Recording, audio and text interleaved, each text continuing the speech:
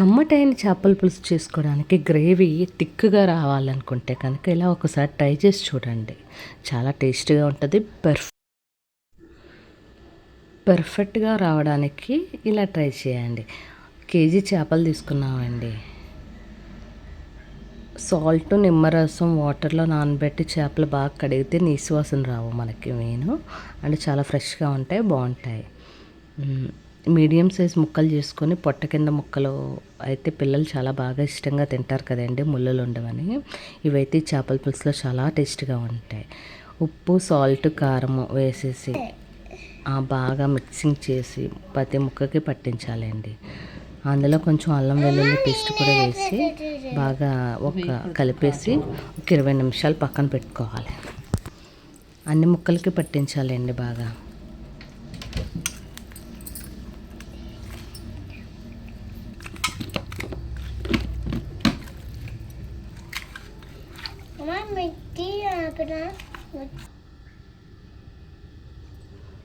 ఇరవై నిమిషాలు పక్కన పెట్టుకొని పెద్ద నిమ్మకాయ సైజు చింతపండు తీసుకొని నీళ్ళలో నానబెట్టుకోవాలండి. అది సుమారుగా 50 గ్రాములు ఉంటుంది. ఫస్ట్ బాగా చిక్కగా ఉంటుంది. ఆ చిక్కదనాన్ని మనం పులుసులో వేసేసుకోవాలి ఫస్ట్.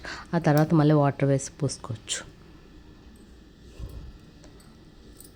మీడియం సైజు ఒక 5 నుండి 4 ఉల్లిపాయలు తీసుకున్నానండి పేస్ట్ బాగా చేయడానికి. మీరు పెద్ద సైజు అయితే 3 తీసుకోవచ్చు.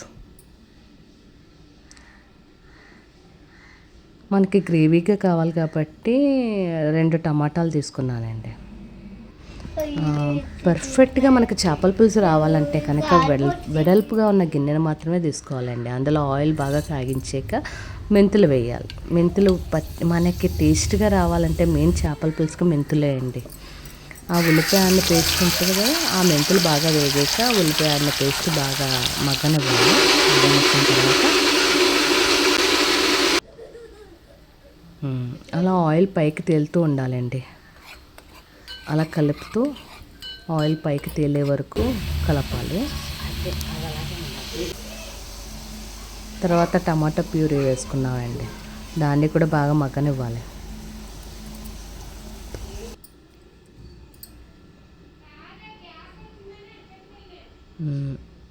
ఆయిల్ తేలే వరకు బాగా మగ్గపెట్టి మూత పెట్టి మగ్గనివ్వండి ఒక 10 మినిట్స్.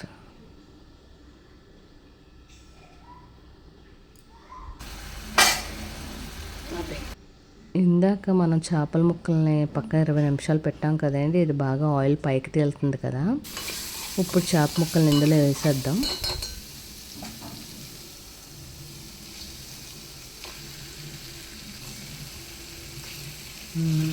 గరిటె పెట్టి కలపకుండా అలా మగ్గనివ్వండి. మగ్గనిచ్చిన తర్వాత అందులో చింతపండు పులుసు వేద్దాం. ఫస్ట్ చిక్కగా తీసుకున్న చింతపండు పులుసు వేసేసి తర్వాత దాంట్లో సరిపడ్డ నీళ్ళు వేద్దామండి.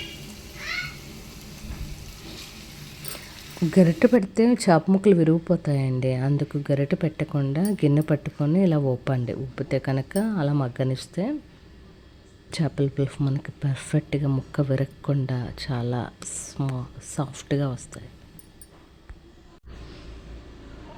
మనకి గ్రేవీగా జ్యూసీగా కావాలనుకుంటే కనుక పులుసు అలాగ చిక్కగా తీయాలి ఫస్ట్ చింతపండు. అప్పుడు మనకి గ్రేవీగా వస్తుంది. చాలా టేస్టీగా కూడా ఉంటుంది. మన పర్ఫెక్ట్గా మన చేపల పులుసు కుక్ అయిపోయింది చూడండి. పీసి పర్ఫెక్ట్గా ముక్క విరగకుండా లేత బెండకాయలు 2 వేసానండి. అండ్ లాస్ట్లో పచ్చిమిర్చి కూడా కట్ చేసుకొని కొత్తిమీర బాగా జల్లి పైన చాలా గార్నిష్గా కనబడుతుంది కదా. చూస్తుంటేనే నోరు ఊరుతుంది కదండి. నడిచేయండి. నెక్స్ట్ అన్నంలో వేసుకొని తినేద్దాం. ఈ కమ్మటైన చేపల పులుసు ఇలా ట్రై చేసి చూడండి. చాలా గ్రేవీ అయితే మీకు ఇలా తిక్కుగా కావాలంటే డెఫినెట్లీ చూడండి. వేడి అన్నంలో అలా చేపల పులుసు వేసుకొని తింటే అండి టేస్ట్ భలే ఉంటుంది కదా. ఈ చేపల పులుసు తర్వాత రోజుకి కూడా చాలా బాగుంటుందండి. వేడి అన్నంలో బాగుంటుంది, తర్వాత రోజు బాగుంటుంది. అండ్ ఇంకా టేస్ట్ వస్తుంది అంటే తర్వాత రోజుకి. ఒకసారి ట్రై చేసి చూడండి అందరూ. బాగుంటే కనుక నాకు కామెంట్ చేయండి. లైక్ చేసి సబ్స్క్రైబ్ చేయడం మర్చిపోకండి.